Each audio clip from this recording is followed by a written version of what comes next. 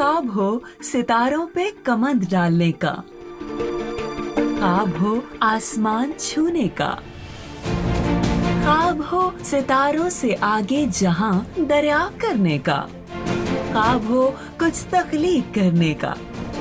तो unique group of institutions देता है आपके सुनहरे ख्वाबों को ताबीर।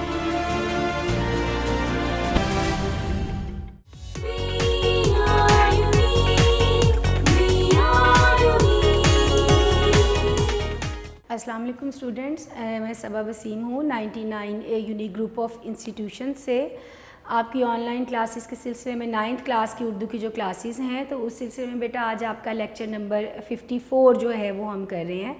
हमारा इससे पहले वाला जो लेक्चर था, तो हमारे पिछले लेक्चर में हमने अपना जो सबक था इम्तिहान वो हमने शुरू किया, अपना सबक मुकम्मल किया, फिर हम उसकी मश्क कर रहे थे और मश्क में से थोड़ी सी चीज़ें जो हैं वो हमारी रह गई थी। आज हम पहले उसको कंप्लीट करके तो फिर हम अपना जो नया टॉपिक है आगे उसको शुरू करेंगे। हमने जहाँ तक हमारे MCQs थे मश्क के, वहाँ तक हम पढ़ चुके थे।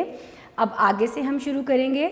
आपके खाली जगह पुर जिस तरह की जाती है, फिल इन द ब्लैंक्स आप जिसको बोलते हैं वो है, लेकिन आपको ये तमाम चीज़ें जो भी चीज़ें मश्क में मौजूद हैं, अल्फाज के मायनी आ जाएँ, वाहिद जमा आ जाए, मतज़ाद मुतरादिफ़ आ जाए, इवन के कॉलम मैचिंग है, हर चीज़ दुरुस्त गलत है, हर चीज़ आपको किस तरह से पूछी जाएगी, MCQ फॉर्म में पूछी जाएगी। इस तरह से नहीं होगा कि आपको खाली जगह दे दी जाएगी और आपको उसको पुर करना है, बल्कि अगर खाली जगह की सूरत में कोई MCQ आता है तो उसकी नीचे 4 ऑप्शंस होंगी, आपने राइट वाली ऑप्शन को वहाँ पे टिक करना होगा। तो ये तमाम चीज़ें आपसे MCQ फॉर्म में पूछी जाती हैं। तो सबसे पहले यहाँ जो अब हम पढ़ने लगे हैं, खाली जगह, लोग इम्तहान के नाम से घबराते हैं लेकिन मुझे उनके घबराने पर हंसी आती है। अगला है, वालिद साहब किबला खुश थे कि बेटे को कानून का शौक़ हो चला है, किसी ज़माने में बड़े बड़े वकीलों के कान कतरेगा, लैंप रोशन करके आराम से कितने बजे सो जाता, 7 बजे से सो जाता और सुबह 9 बजे उठता। किस्सा मुख्तसर, दरख्वास्त शिरकत दी गई और मंजूर हो गई। यहाँ एक बहुत हंसमुख और खलीक निगराने कार थे। एक मुकन्नन असूल कायम करता है तो दूसरा उसको तोड़ देता है। वालिद साहब, अब हमने जो औकात मुख्तलिफ पढ़े थे, जैसे मैंने आपको कहा कि बेटा ये सारे आपसे MCQ फॉर्म में जो है वो पूछे जा सकते हैं। तो वहाँ पे हमने क्या वक्त पढ़ा था कि जो वालिद साहब हैं वो रोज़ 11 बजे से आ जाते और नीचे सहन में बैठे रहते। वालिद ने अर्ज़ किया कि खादिम ज़्यादा इस साल इम्तहान में शरीक हुआ है, और आखिरी में क्या है, 100 दिन चोर के तो एक दिन शाह का। आगे हमारी कॉलम मैचिंग है बेटा। फ़रतुल्ला बेग, उन्होंने कौन सा मज़मून लिखा है, इम्तिहान। फ़रतुल्ला बेग के साथ आएगा इम्तिहान, फ़ेल के साथ पास आएगा। जीना मरना यानी एक तरह से मतज़ाद हो गए। 2 साल में क्या किया मुसन्निफ़ ने, ला क्लास का कोर्स किया। और बुढ़ा के साथ जारी बात है बुढ़िया आएगा। मुज़क्कर मुअन्नस का आपका एक आ गया। तकदीर के साथ तदबीर, यानी तकदीर और तदबीर एक तरह से ये दोनों मुखालिफ हो गए, ज़िद हो गए या मतज़ाद हो गए एक दूसरे के। मुश्किल के साथ क्या हो गया, आसान। कामयाबी के साथ नाकामयाबी। और दरख्वास्त क्या दी गई, शिरकत की दरख्वास्त दी गई जो कि मंजूर कर ली गई। तो बेटा ये हमारी मश्क भी जो है वो मुकम्मल होगी। आज अब हम जो पढ़ने जा रहे हैं, हम अपनी जैसे मैंने आपको बताया था कि अब आपका जो स्मार्ट सिलेबस है, हम चूँकि उसका सेकंड 50% पढ़ने जा रहे हैं, तो उसकी जो एक नज़म है वो अब हम पढ़ने लगे हैं, जिसका मैं यहाँ पर अभी सारा इंट्रोडक्शन जो है यहाँ पे लिखने लगी हूँ। तो ये नज़म हमारे सेकंड 50% में शामिल है। अल्लामा मोहम्मद इकबाल जो हमारे कौमी शायर हैं, आपने नाम सुन रखा होगा, उनकी लिखी हुई नज़म है। तो बेटा शायर हमारे कौन हैं, अल्लामा मोहम्मद इकबाल हमारे शायर हैं। और आप सबको याद ही होगा 1877 इनका दौर जो है, ज़ाहिर बात है सबको याद होता है। हम मज़मून भी पढ़ते हैं इनके मुतालिक और हम बहुत कुछ छोटी क्लासेस से ही पढ़ना शुरू कर देते हैं। तो 1877 से 1938 तक का इकबाल का दौर है। और आज हम पढ़ने लगे हैं उनकी नज़म, जिसका उन्वान है पैवस्ता रे शजर से उम्मीदे बहार रख।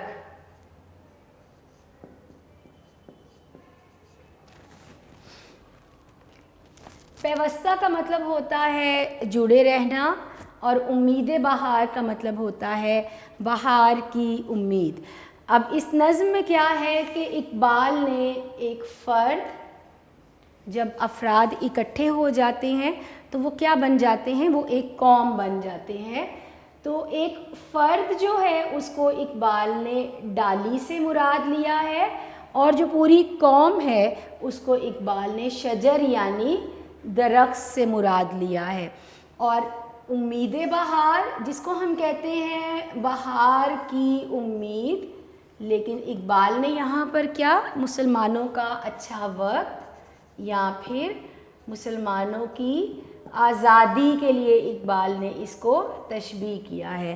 اور پیوستہ کا مطلب کیا ہوتا ہے، جڑے رہنا، کسی چیز کے ساتھ منسلک رہنا، جڑے رہنا۔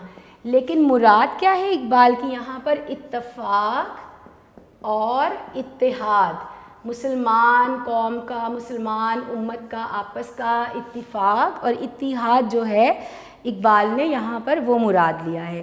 تو پوری نظم جو ہے اس میں اقبال ہمیں کس چیز کا درس دیتے ہیں، مسلمانوں کے آپس کے اتفاق اور اتحاد کا درس دیتے ہیں۔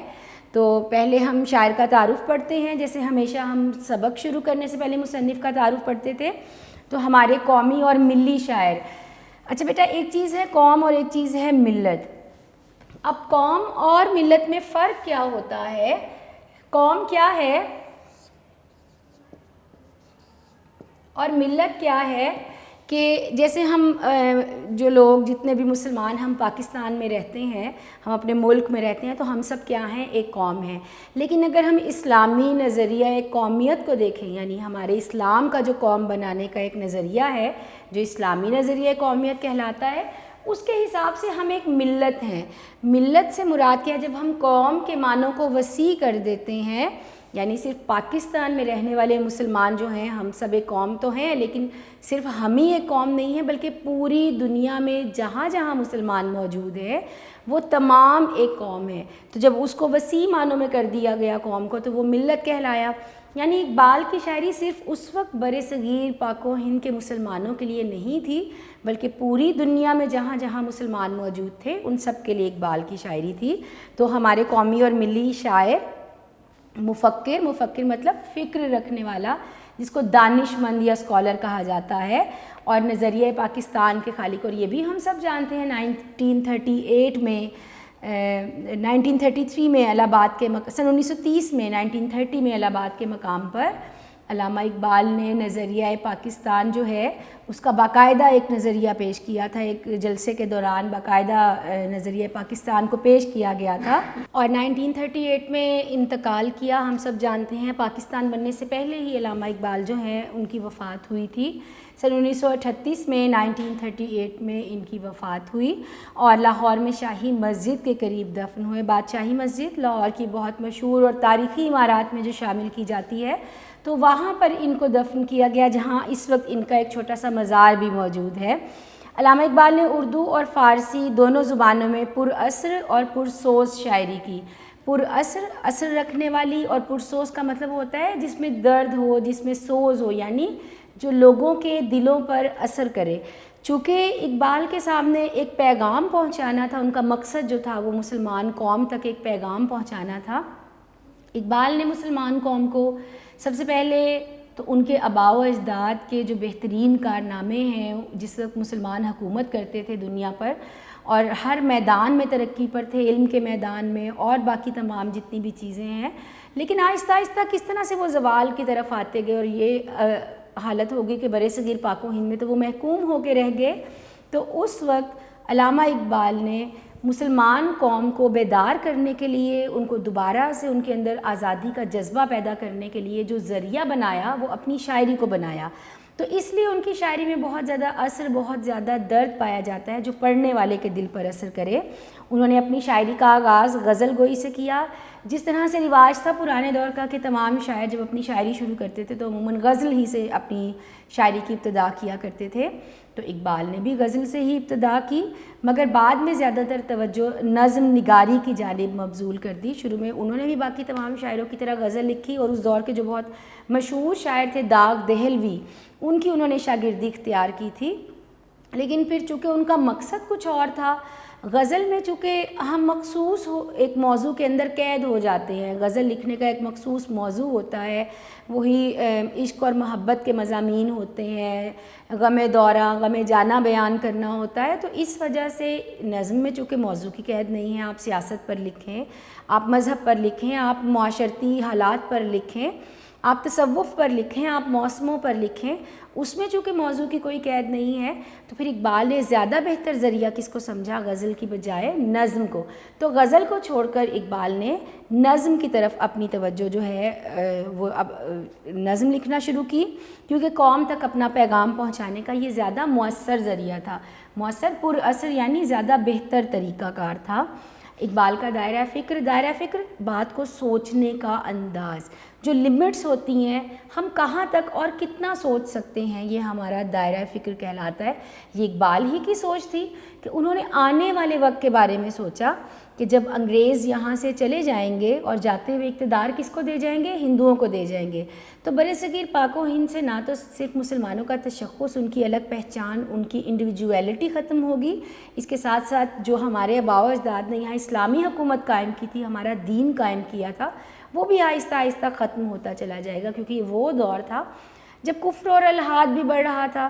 تو پھر ظاہری بات ہے اقبال نے اس دور میں یہ محسوس کیا کہ آنے والے وقت میں اس خطے سے نہ صرف مسلمانوں کی پہچان بلکہ ان کا دین بھی ختم ہو جائے گا، تو اس لیے ان کا دائرہ فکر، ان کا سوچنے کا انداز بہت وسیع تھا۔ مشاہدہ کائنات، اس دنیا کی چیزوں کو بغور دیکھنا، جائزہ لینا، جس کو ہم کہتے ہیں نا کہ جب ہم چیزوں کو بہت غور سے دیکھتے ہیں، سمجھتے ہیں، اور پھر اس کے بعد اپنی رائے یا اپنے خیال کا جو ہم اظہار کرتے ہیں، تو وہ ہمارا مشاہدہ کہلاتا ہے۔ اور مطالعہ بہت وسیع تھا، بہت کتابیں پڑھا کرتے تھے، یعنی نالج بہت تھا ان کے پاس۔ آپ اللہ تعالیٰ اور اس کے رسول اکرم صلی اللہ علیہ وآلہ وسلم کے سچے عاشق تھے۔ نبی کریم صلی اللہ علیہ وآلہ وسلم کے لیے باقاعدہ نعت تو انہوں نے کوئی نہیں لکھی، لیکن بہت جو مشہور اشعار بھی ہیں، بہت خوبصورت اشعار جو ہیں اقبال کے، جو نعتیہ اشعار ہیں، وہ ہمیں ان کی شاعری میں نظر آتے ہیں، اور اس چاہت اور عقیدت کا اظہار جا بجا ان کے کلام میں دکھائی دیتا ہے، اور جو آپ صلی اللہ علیہ وآلہ وسلم سے محبت اور عقیدت کہتے ہیں احترام کو، اور آپ کی ذات سے، آپ کی ہستی سے جو احترام جو تھا ان کو، تو اس کا اظہار بھی ہمیں جگہ جگہ ان کی شاعری میں نظر آتا ہے۔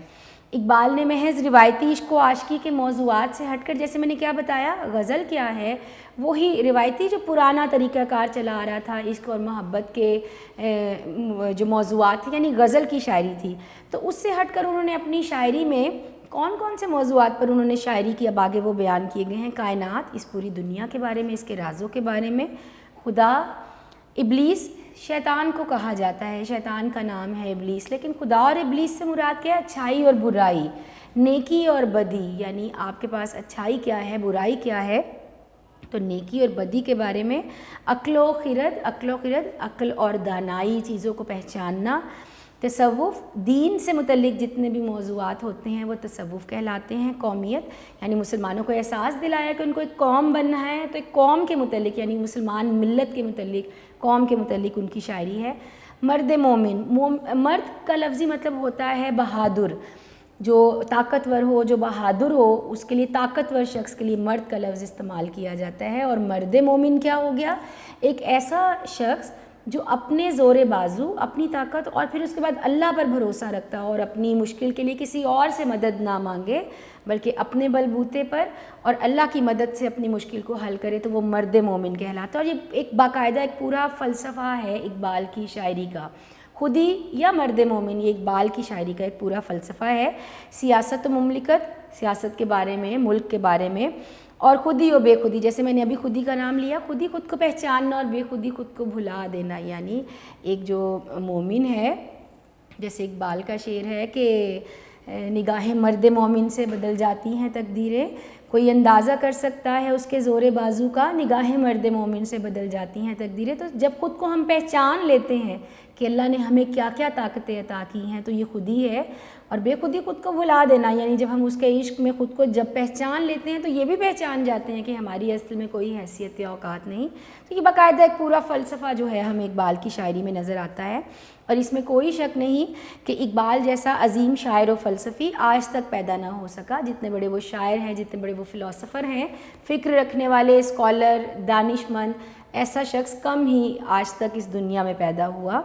اب آگے ان کی چند کتابوں کے نام ہیں: بانگ درا، بال جبریل اور ضرب کلیم. ان کی اردو شاعری کی کتابیں. اچھا بیٹا، یہاں اردو شاعری کی کتابیں الگ بتائی ہیں، فارسی کی کتابیں الگ بتائی ہیں. تو آپ نے اسی طرح اس کو یاد رکھنا ہے کہ ایم سی کیو اور شارٹ دونوں میں پوچھی جاتی ہیں. بانگ درا تو اردو کی کن کتابوں کا ذکر ہوا؟ بانگ درا، بال جبریل اور ضرب کلیم ان کی اردو شاعری کی کتابیں ہیں. ارمغان حجاز میں بھی کچھ اردو نظمیں شامل ہیں. ایک اور کتاب جس کا نام ارمغان حجاز ہے، اس میں بھی کچھ اردو کی نظمیں شامل ہیں، لیکن اس کا غالب حصہ فارسی میں ہے. اقبال ایک ایسے شاعر ہیں جن کی فارسی کی جو شاعری ہے، پرشین ہم جس کو بولتے ہیں، فارسی کا جو کلام ہے وہ اردو سے کہیں بہتر ہے. بہت بہترین فارسی شاعری ہے، لیکن ہم لوگ چونکہ اس زبان سے اتنی واقفیت نہیں رکھتے. لیکن اگر کمپیریٹیولی دیکھا جائے، موازنہ کیا جائے، تو اقبال اور غالب یہ دو ایسے شاعر ہیں کہ جن کی فارسی کی شاعری اردو سے بھی کہیں زیادہ بہترین ہے. تو ان کی فارسی کی جو کتابیں ہیں وہ بھی بہت مشہور ہیں. اب جس کتاب کا ذکر ہوا وہ ہے ارمغان حجاز. یہ ایک ایسی کتاب ہے جس میں اردو کی نظمیں بھی ہیں، لیکن زیادہ تر حصہ جو ہے وہ فارسی شاعری کا ہے. جیسے یہاں پر لکھا ہے اس کا غالب حصہ، غالب مطلب زیادہ تر جو حصہ ہے وہ فارسی شاعری میں ہے. فارسی کے دیگر شعری مجموعوں میں اور جو دوسری فارسی کی کتابیں ہیں ان میں پیام مشرق، جاوید نامہ، زبور عجم، رموز بے خودی اور اسرار خودی شامل ہیں. تو شروع میں کچھ اردو کتابوں کے نام پڑھے، پھر ہم نے فارسی کتابوں کے نام پڑھے. ایک ایسی کتاب کا نام پڑھا جس میں اردو اور فارسی دونوں زبانوں کی شاعری موجود ہے، لیکن کون سی شاعری زیادہ ہے اردو کے مقابلے میں؟ فارسی زبان کی شاعری زیادہ ہے. اور وہ کون سی ہے ان کی کتاب؟ ارمغان حجاز کے نام سے. جی بیٹا، یہ تعارف تھا شاعر کا جو ہم نے پڑھ لیا. یقیناً آپ کو سمجھ آ گیا ہوگا. پہلا شعر جو ہے اب ہم اس کو پڑھیں گے. ہمارا شعر نمبر 1 ہے: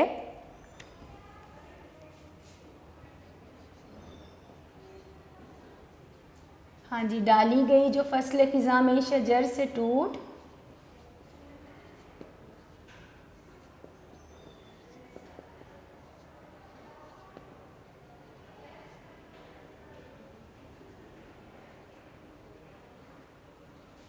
ممکن نہیں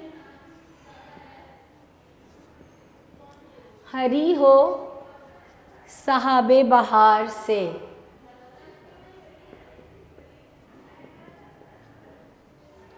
جیسے میں نے آپ کو پہلے بتایا تھا کہ اقبال نے ڈالی سے کیا مراد لیا ہے؟ ڈالی شاخ کو کہتے ہیں، لیکن اقبال نے کیا مراد لیا ہے؟ مسلمان فرد کو. شجر درخت کو کہتے ہیں، لیکن مسلمان قوم انہوں نے اس سے مراد لیا ہے. فصل خزاں، خزاں کا موسم، ہری ہونا، سرسبز ہو جانا. صحاب بہار، بارش برسانے والا بادل. عموماً برسات بہار کے موسم میں جو بادل آتے ہیں اور جو بارش برساتے ہیں وہ صحاب بہار کہلاتے ہیں. صحاب ہوتا ہے بارش برسانے والا بادل. تو اگر ہم اس کا مفہوم دیکھیں کہ جو شاخ خزاں کے موسم میں درخت سے ٹوٹ جاتی ہے وہ موسم بہار کی بارشوں میں بھی ہری بھری نہیں ہو پاتی.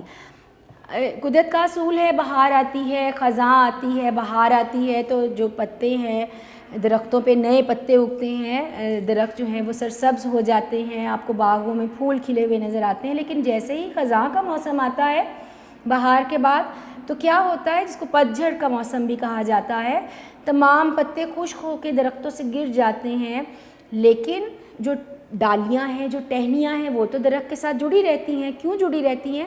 کیونکہ انہیں امید ہے کہ جب خزاں کا موسم گزر جائے گا اور دوبارہ سے بہار آئے گی تو وہ قدرت کے قانون کے مطابق دوبارہ سرسبز ہو جائے گی. لیکن اگر ڈالی ہی ٹوٹ جائے گی درخت سے تو پھر کتنا بھی بارش برسانے والا بادل جو ہے وہ برستا رہے، وہ ڈالی کبھی سرسبز نہیں ہو پاتی۔ چونکہ زندگی کی ہر چیز جو ہے وہ مسلسل تبدیل ہوتی رہتی ہے، موسم بھی جیسے بدلتے رہتے ہیں۔ وہ شعر ہے کہ سکون محال ہے قدرت کے کارخانے میں، ثبات ایک تغیر کو ہے زمانے میں، کہ آپ قدرت کے جتنے بھی عناصر دیکھ لیں، دن رات بدلتے ہیں، موسم بدلتے ہیں، ہر چیز، اوقات کار بدلتے ہیں، تو ہر چیز تبدیل ہوتی رہتی ہے۔ تو جو زندگی میں ہونے والی تبدیلیاں ہوتی ہیں ان کے اثرات مثبت بھی ہوتے ہیں، منفی بھی ہوتے ہیں، اچھے بھی ہیں، برے بھی ہیں۔ تو اسی منفی تبدیلی کو اگر ہم دیکھیں تو وہ خزاں کے موسم کی صورت میں ہمارے سامنے ہے کہ پتے جو ہیں وہ خشک ہو جاتے ہیں، ٹوٹ جاتے ہیں، گر جاتے ہیں۔ اسی طرح جب بہار آتی ہے، چاہے وہ درخت جو ہے وہ بالکل پتوں سے خالی ہو گیا خزاں کے موسم میں، لیکن اس کے پاس ایک امید ہے کہ جب خزاں کا موسم ختم ہوگا اور دوبارہ سے بہار آئے گی تو میں دوبارہ سے سرسبز ہو جاؤں گا، مجھ پہ دوبارہ سے اچھا موسم آئے گا۔ تو اقبال نے مسلمان قوم کو ایک درخت سے تشبیہ دی اور فرد کو تشبیہ دی ایک شاخ سے، اور کہا کہ جس طرح شاخ درخت سے جڑی رہے گی تو چاہے خزاں کے موسم میں وہ اپنے پتوں سے خالی ہو جائے، لیکن اس کو ایک امید ہے کہ بہار کے موسم میں پھر سرسبز ہوگی۔ تو اسی طرح وہ فرد جو اپنی قوم کے ساتھ، اپنی جماعت کے ساتھ جڑے رہتے ہیں اور اپنی جو زندگی کی بقا ہے وہ قوم سے جوڑ لیتے ہیں، تو پھر وہ قائم رہتے ہیں، وہ کامیابی بھی حاصل کرتے ہیں، وہ آزادی بھی حاصل کرتے ہیں، وہ ترقی بھی حاصل کرتے ہیں۔ لیکن اگر وہ اپنی قوم سے الگ ہو جائیں، یعنی آپس کا اتفاق اور اتحاد چھوڑ دیں، تو کیا نتیجہ نکلتا ہے کہ جو قوم ہے وہ پھر زوال کا شکار ہو جاتی ہے، حکومتیں ختم ہو جاتی ہیں، لوگوں کا عروج زوال میں تبدیل ہو جاتا ہے قوموں کا۔ تو یہی بات اقبال نے یہاں کی ہے، جیسے فرد قائم ربط ملت سے ہے تنہا کچھ نہیں، موج ہے دریا میں اور بیرون دریا کچھ نہیں۔ تو انسان جو اکٹھے ہم زندگی گزارتے ہیں، جس کو ہم گروہی زندگی کہتے ہیں، یعنی ایک معاشرے کی صورت میں، قوم کی صورت میں، تو اقبال کے نزدیک یہ بہت ضروری ہے، کیونکہ اقبال یہ سمجھتے ہیں کہ جو شخص اپنی قوم سے وابستہ رہے گا، جڑا رہے گا، تو پھر وہ ترقی کر پائے گا۔ جیسے قرآن پاک کا بھی ارشاد ہے کہ ایمان والو اللہ کی رسی کو مضبوطی سے تھامے رہو اور تفرقے میں نہ پڑو۔ تفرقہ آپس میں فرق کرنا، نا اتفاقی ہو جانا، یعنی آپس میں اتفاق اور اتحاد سے جڑے رہو اور نا اتفاقی نہ کرو، اور اللہ کی رسی کو، یہاں اللہ کی رسی سے مراد کیا ہے؟ قرآن پاک۔ تو جب ہم اللہ کی تعلیمات سے جڑے رہیں گے، آپس میں اتفاق اور اتحاد سے رہیں گے، تبھی کامیابی حاصل کریں گے۔ پورے شعر کو دیکھ کے سمجھ میں کیا آیا کہ چونکہ برصغیر پاک و ہند میں مسلمان اس وقت غلامی کا شکار ہیں، تو اقبال کہتے ہیں کہ چاہے تم پہ برا وقت ہے لیکن اپنی قوم سے جڑے رہو، کیونکہ جو ڈالی اپنے درخت سے جڑی رہتی ہے، چاہے خزاں کا موسم آ جائے وہ پھر سے سرسبز ہو جاتی ہے جب اس پہ بادل برستا ہے، بہار آتی ہے۔ تو تم بھی چاہے اے مسلمان قوم، چاہے تم اس وقت برے حالات کا شکار ہو، غلامی کا شکار ہو، لیکن اگر آپس میں اتفاق اتحاد رکھ کے کوشش کرو گے تو یقیناً تم پہ اچھا وقت آئے گا، تم بھی سرسبز اس ڈالی کی طرح ہو جاؤ گے جو خزاں کے موسم میں بالکل پت جھڑ کا شکار تھی۔ تو آپس کے اتفاق اور اتحاد کو اگر سامنے رکھو گے تو تم بھی کامیابی اور عزت حاصل کرو گے۔ جی آگے اب ہم اپنا شعر نمبر 2 پڑھتے ہیں۔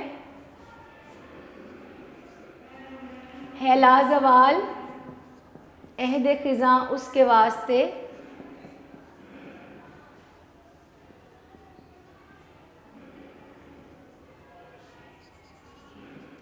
کچھ واسطہ نہیں ہے اسے برگ و بار سے۔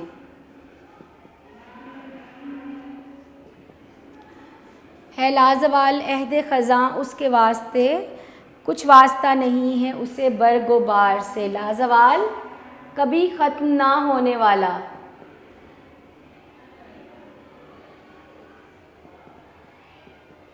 ہمیشہ رہنے والا یا کبھی ختم نہ ہونے والا۔ عہد خزاں، خزاں کا دور۔ برگ و بار کہتے ہیں درخت کے پتے اور پھل۔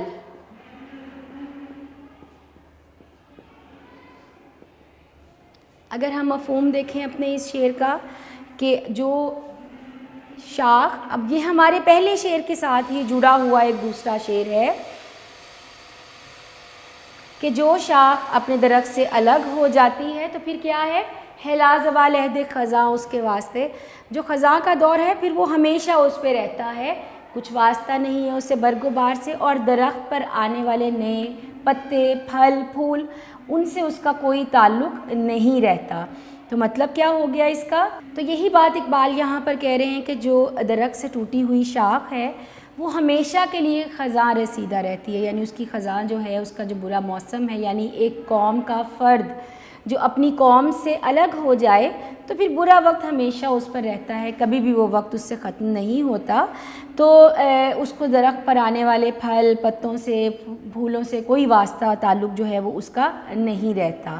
تو علامہ محمد اقبال کیا کہنا چاہ رہے ہیں، یا شاعر یہاں پر کیا کہنا چاہ رہے ہیں کہ جس طرح جو درخت کی شاخ ہے وہ بہار کے موسم سے قوت لیتی ہے، قوت نمو لیتی ہے، یعنی نئی چیزیں اگتی ہیں اور پھل پتے حاصل کرتی ہے، تو اسی طرح جو الگ ہو گئی تو پھر ظاہری بات ہے اس کا اس سے کوئی تعلق نہیں رہا درخت سے۔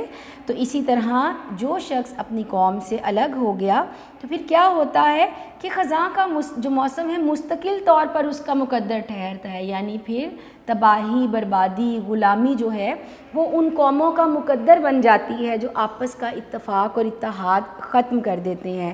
اقبال ہی کا شعر ہے، وہ بتانے رنگ و خوں کو توڑ کر ملت میں گم ہو جا، نہ تو رانی رہے باقی، نہ ایرانی نہ افغانی۔ تو یہاں پر اقبال یہی کہنا چاہ رہے ہیں کہ رنگ نسل کے امتیازات کو، فرق کو ختم کر کے وہ ان کی یہ خواہش ہے کہ جو مسلمان ہے، جو مسلمان امت ہے، وہ ایک واحد کی طرح ڈھل جائے، یعنی ایک مسلمان قوم بنے۔ یہ نہیں کہ ایک ہی مسلمان قوم میں مختلف فرقے ہیں، مختلف گروہ ہیں، مختلف مسالک ہیں۔ تو یہی اقبال سمجھانا چاہ رہے ہیں کہ فرقہ بندیوں میں بٹنے کی بجائے آپس کے اتفاق اور اتحاد سے اپنی قوم کو مضبوط کریں، کیونکہ جو ڈالی پھر شجر سے الگ ہو جاتی ہے تو اب درخت پر آنے والے نئے پتوں سے اسے کوئی تعلق واسطہ نہیں رہتا۔ تو جب آپ اپنی قوم سے، ایک فرد اپنی قوم سے الگ ہو جائے گا، یعنی افراد جو ہیں وہ اتفاق اتحاد سے نہیں رہیں گے، مختلف فرقوں میں بٹ جائیں گے، مختلف گروہوں میں بٹ جائیں گے، وہ لسانی فرقے ہیں، وہ آپ کے مذہب کے مسلک ہیں، تو جب آپ ان فرقوں میں بٹ جاتے ہیں تو کیا ہوتا ہے کہ آپس کا اتفاق اور اتحاد کھو دینے سے پھر آپ ہمیشہ کے لیے زوال کا شکار ہو جاتے ہیں۔ دنیا میں جو مختلف قومیں ہیں وہ ترقی کرتی ہیں، وقت کے ساتھ ساتھ آپ کبھی بھی اس حصہ نہیں بن پاتے ہو۔ جس طرح درخت کبھی بھی نئے پھل پتوں سے جو شاخیں ہیں وہ فیض یاب ہوتی ہیں، لیکن جو الگ ہو گئی اس پہ تو ہمیشہ خزاں کا دور رہے گا۔ تو آپ بھی اگر اتفاق سے رہو گے، جڑے رہو گے، اکٹھے رہو گے تو طاقتور رہو گے، آزادی پاؤ گے، اور اگر آپس کا اتفاق کھو دو گے تو غلامی کا شکار ہو جاؤ گے۔ جیسے اقبال ہی کا شعر ہے، قوم مذہب سے ہے، مذہب جو نہیں تم بھی نہیں، جذب باہم جو نہیں، محفل انجم بھی نہیں، کہ آپس میں اکٹھے رہو گے تبھی ایک قوم بن پاؤ گے۔ جی بیٹا یقیناً آپ کو سمجھ میں آ گیا ہوگا۔ شعر نمبر 3 آگے اب جو ہے ہمارا ہم وہ پڑھنے لگے ہیں۔ تو ہمارا شعر نمبر 3 ہے تیرے گلستان میں بھی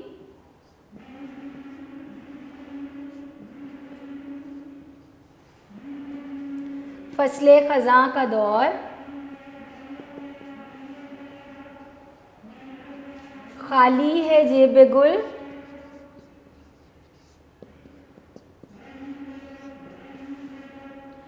زر کامل عیار سے۔ گلستان کسے کہتے ہیں؟ سیدھی آسان سی بات ہے، باغ کو۔ فصل خزاں، خزاں کا موسم، جیب گل لفظی مطلب ہے، یہاں میں چونکہ لفظی مطلب لکھ رہی ہوں، مراد کیا ہے وہ میں آپ کو بھی سمجھاتی ہوں۔ جیب گل مطلب پھول کا گریبان، یہ لفظی مطلب اس کا بنتا ہے۔ کیا مراد ہے یہ بھی میں ابھی بتا دیتی ہوں۔ زر کامل خالص سونے کو کہا جاتا ہے، جو خالص سونا ہے وہ زر کامل کہلاتا ہے۔ عیار سے مراد ہے چھپا ہوا، لفظی مطلب ہوتا ہے دھوکہ دینے والا، لیکن مراد کیا ہے؟ چھپا ہوا۔ تو اب کیا کہنا چاہ رہے ہیں شاعر جو اقبال ہیں، وہ کیا کہنا چاہ رہے ہیں کہ تمہارے باغ میں اس وقت خزاں کا دور ہے۔ کیوں خزاں کا دور ہے؟ خالی ہے جیب گل زر کامل عیار سے، جو پھول کا گریبان ہے وہ زرد دانوں سے خالی ہے۔ آپ نے اکثر دیکھا ہوگا کہ باغ میں جب پھول کھلتا ہے تو اس پھول کے اندر زرد رنگ کے دانے ہوتے ہیں چھوٹے چھوٹے، جو کہ پھول کی نشو و نما کا باعث بنتے ہیں. انہی کی طرف سے قدرتی ایک نظام ہے کہ پھولوں جو ان کے جو اگنے کا، بڑھنے کا، کھلنے کا جتنا بھی پروسیس ہے، جو طریقہ کار ہے، وہ ان زرد دانوں کی وجہ سے ہے. یہ قدرتی نظام ہے. تو ظاہری بات ہے باغ میں کس چیز سے بہار ہوتی ہے؟ جب پتے سرسبز ہیں، درخت ہرے بھرے ہیں، پودوں پر پھول کھلے ہوئے ہیں، تو ایک خوبصورت منظر ہے، ایک بہار کا موسم ہے. تو جب پھول مرجھا جائیں، پھولوں کے اندر موجود زرد دانے ختم ہو جائیں جو پھول کی نشو و نما کا باعث ہیں، اور پھول مرجھا جائیں تو کیا نظر آتا ہے؟ ہر طرف خزاں کا دور نظر آتا ہے. یعنی اس چیز کی پہچان ہے، اگر پھول نہیں کھلے ہوئے، بے رونقی ہے، ویرانی ہے آپ کے باغ میں، تو اس کا مطلب ہے خزاں کا دور ہے اور بہار کا دور نہیں ہے. تو یہی بات یہاں پر اقبال نے ہمیں سمجھانے کے لیے کہی ہے کہ اے مسلمان قوم، اب یہاں گلستان سے مراد مسلمان قوم لیا گیا، ان کا وطن لیا گیا. تو اے مسلمان قوم، تمہارے باغ میں بھی خزاں کا دور ہے، کیونکہ یہاں جو گلاب کے پھول ہیں وہ زرد دانوں سے محروم ہیں. جو نباتات ہوتے ہیں، جو درخت پودے ہوتے ہیں، ان کی افزائش میں جو زرد دانے ہیں، چونکہ ان کا بہت اہم کردار ہوتا ہے، اور چونکہ خزاں کے موسم میں یہ جو نباتات میں یہ جو قوت ہوتی ہے نئے پودے کھلنے کی، نئے درخت بنانے کی، تو وہ نہ ہونے کے برابر ہو جاتی ہے. اول تو پھول کھلتے ہی نہیں، اور اگر کھلتے بھی ہیں تو ان کے اندر وہ زرد دانے موجود نہیں ہوتے. تو اقبال کا بھی یہی موقف ہے کہ امت مسلمہ میں اب ایسے افراد ہی موجود نہیں ہیں جو ہماری قوم کی کشتی کو بھنور سے نکال سکیں. یہاں زر کامل عیار سے مطلب ہے کہ ایسے لوگ جو ہماری قوم کو مشکل اور مصیبت سے نکال سکیں. کیا غضب ہے کہ اس زمانے میں ایک بھی صاحب سرور نہیں. مطلب آپ کے ایسا دور چل رہا ہے، وہ اس طرح کا وقت ہے کہ کوئی بھی ایک ایسا شخص نہیں ہے جو قوم کی حالت کو تبدیل کر سکے. تو اقبال کی شاعری میں بڑی شدت سے ہمیں اس چیز کا احساس ملتا ہے کہ وہ افراد جن میں قوموں کو سنبھالنے اور ان کو ترقی دینے کی صلاحیت ہوتی ہے، ہماری بدقسمتی کیا ہے کہ اب وہ امت مسلمہ میں نہیں ہے. یعنی پہلے جو حکمران ہوا کرتے تھے کتنی سادہ زندگی بسر کرتے تھے، بڑے بڑے بڑے اعظموں پر حکومتیں ہوا کرتی تھیں، سادہ لباس، سادہ خوراک. کیوں برصغیر پاک و ہند میں مسلمان حکومت کو زوال شروع ہوا؟ کہ جو حکمران تھے عیش و مستی کے دل دادا ہو گئے. تو نتیجہ کیا نکلا؟ اتفاق اتحاد چھوڑ دیا، دین چھوڑ دیا، تو پھر آہستہ آہستہ غلامی کا، محکومی کا شکار ہوتے چلے گئے.